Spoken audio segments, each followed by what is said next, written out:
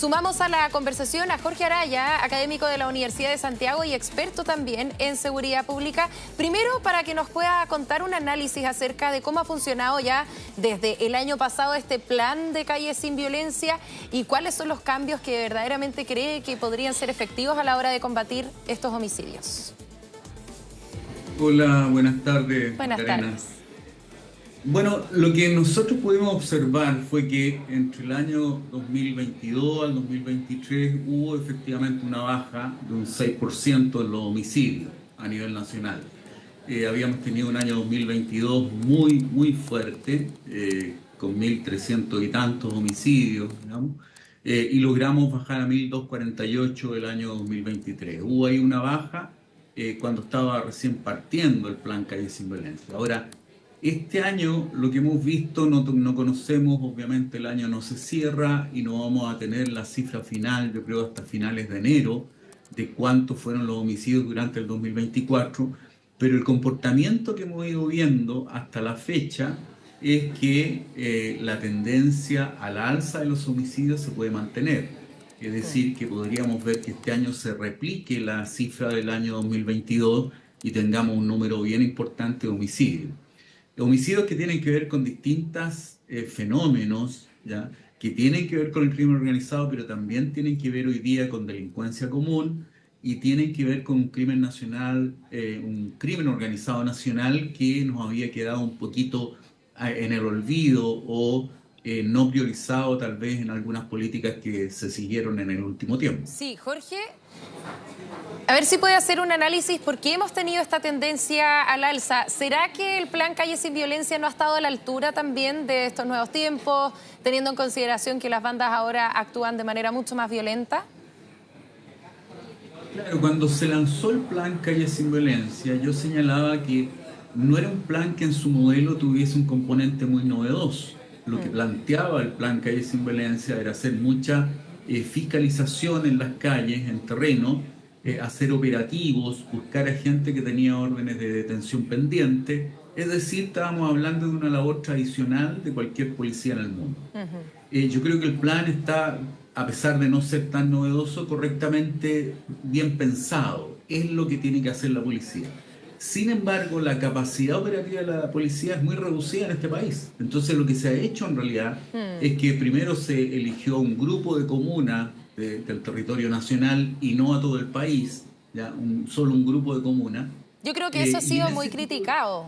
De hecho, hay varias comunas que decían nosotros no cumplimos con los requisitos porque estamos muy por debajo de lo que solicitaban para incorporarse a este plan Calles sin Violencia y la cantidad de homicidios era al alza, sin duda. Exactamente, entonces tenemos un problema de comunas que no han sido priorizadas e incluso en las comunas que fueron priorizadas en este plan la cobertura es relativa porque se hacen operativos cada 15 días, una vez al mes, pero la verdad que los alcaldes te dicen, oye, pero si nosotros necesitamos todos los días están pasando cosas, entonces necesitamos que estos operativos sean mucho más masivos. Y ahí tenemos un pie cojo, digamos, ahí tenemos un pilar debilitado porque sabemos que hay déficit policial en el país, entonces la policía, Carabineros de Chile no da abasto para más operativos y ahí hay que tomar decisiones importantes que están un poco todavía pendientes en el país, digamos. Justamente, bueno, durante los últimos años se ha conocido a través de algunas encuestas, etcétera, que no ha ingresado muchos jóvenes a Carabineros para poder ser parte también de esta institución. Entonces, tenemos menos cantidad que se suma para poder trabajar. Y ahora lo que yo veo, al menos de este plan Calles sin Violencia, es que se hace un trabajo de prevención, quizás de patrullaje, pero se realiza control de identidad, por ejemplo, para poder justamente llevar a la cárcel a las personas que de momento están buscadas.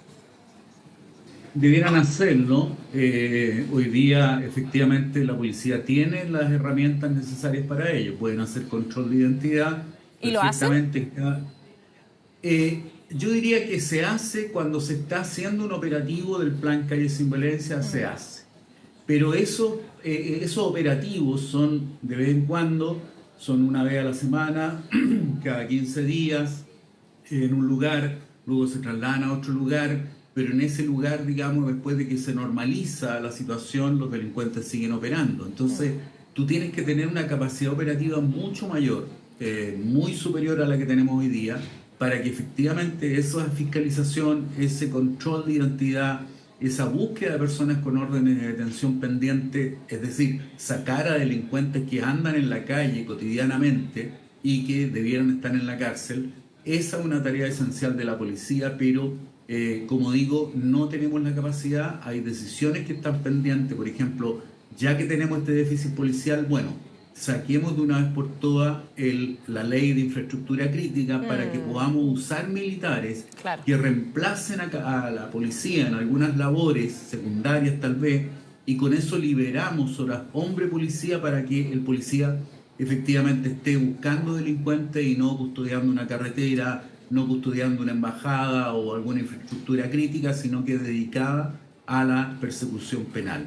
Entonces Claro. tenemos esas decisiones pendientes que están ahí trancando un poquito el poder tener más fuerza en la labor que se realiza. Sí, falta voluntad política. Todos sabemos cómo se trabaja también en el Parlamento, que muchas veces hay discusión entre un sector y otro. Ahora, con las modificaciones que justamente realizó el presidente de la República, el gobierno, ¿usted cree que va a mejorar un poco este plan Calles sin Violencia? Sería la tercera vez que se modifica.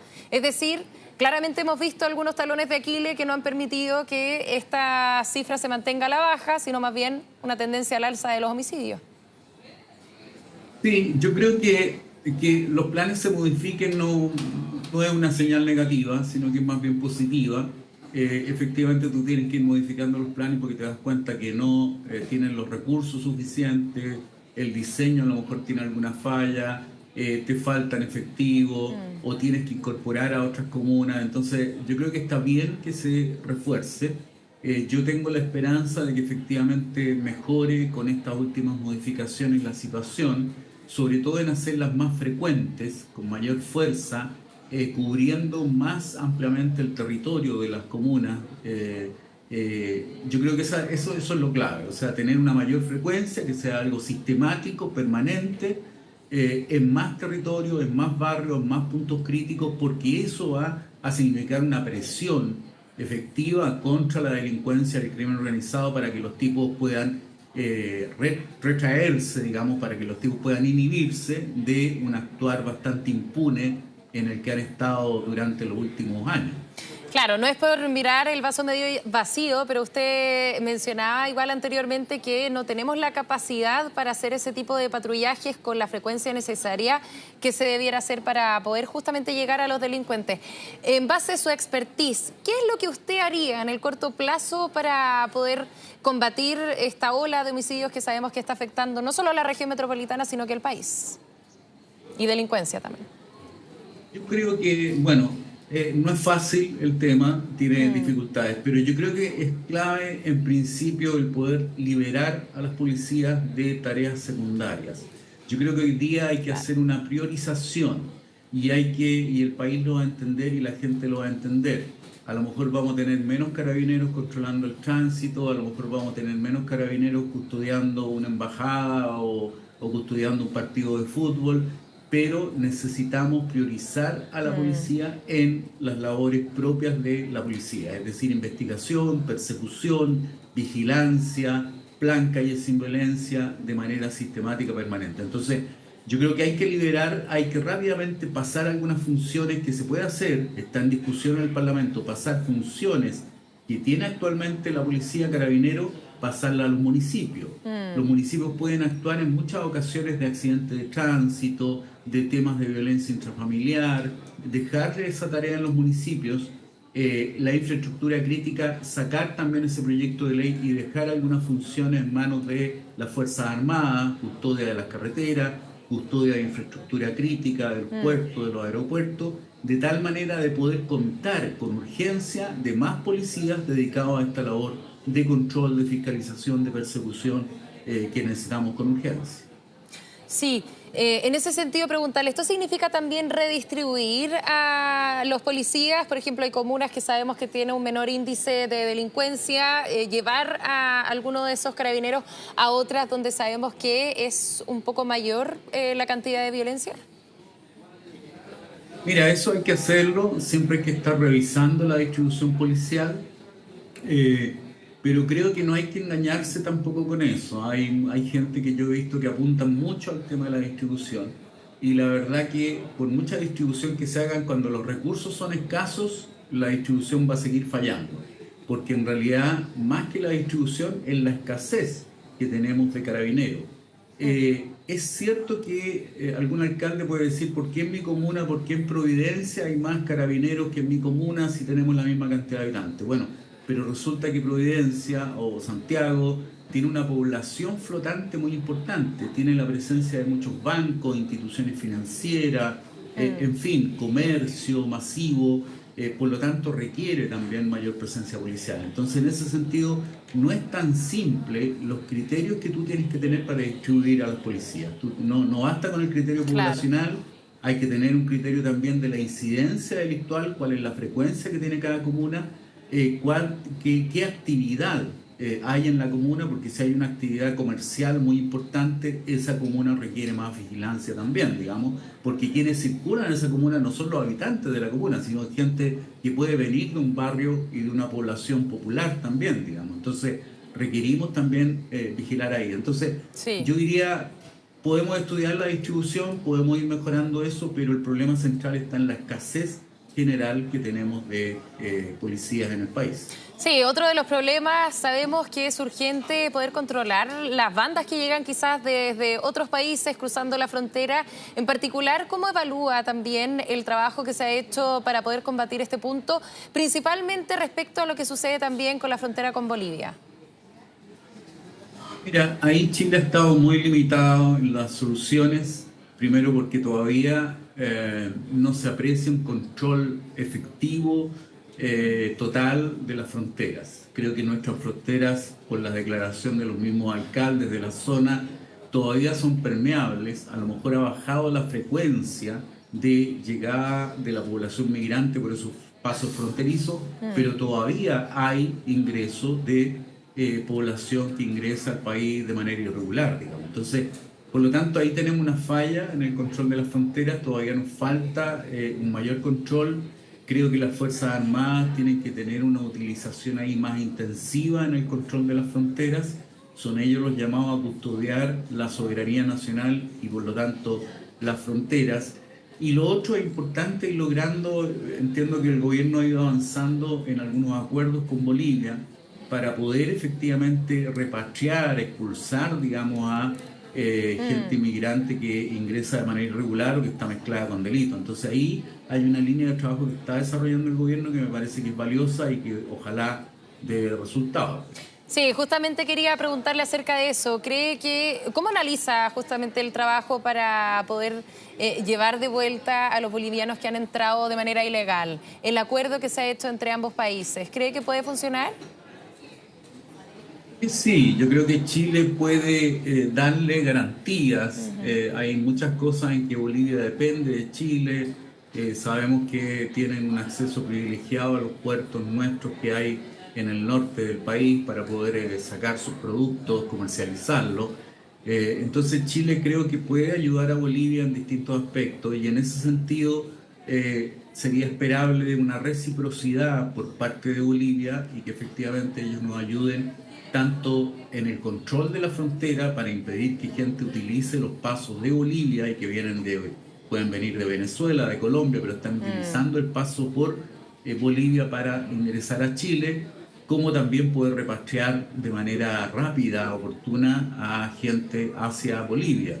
Entonces creo que en eso se está avanzando, hay una línea de trabajo muy interesante, muy importante, y yo creo que eso debiera dar resultados en el corto o mediano plazo.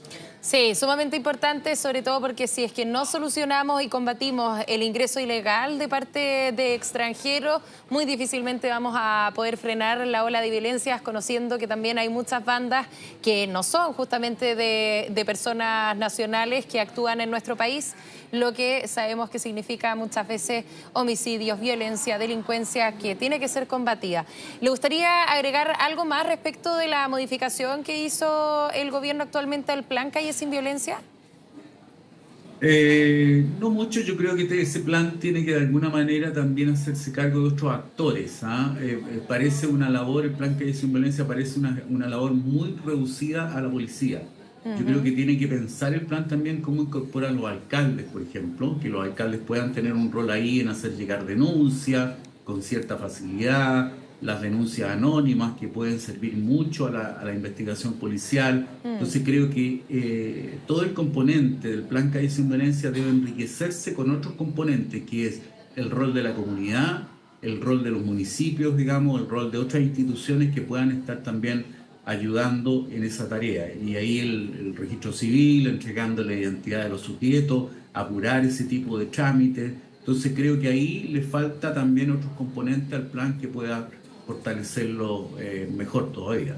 Sí, usted hablaba también de la ayuda que podrían entregar quizás las Fuerzas Armadas, pero ¿de quién depende? Sabemos que en el Parlamento muy difícilmente van a poder avanzar respecto a esta línea y lo que se ha utilizado, al menos en la macrozona sur, es decretar quizás estado de catástrofe, estado de excepción, para poder utilizar quizás a los militares en la calle. ¿Cree que en algún minuto debiéramos utilizar esa estrategia para poder frenar la delincuencia en nuestro país?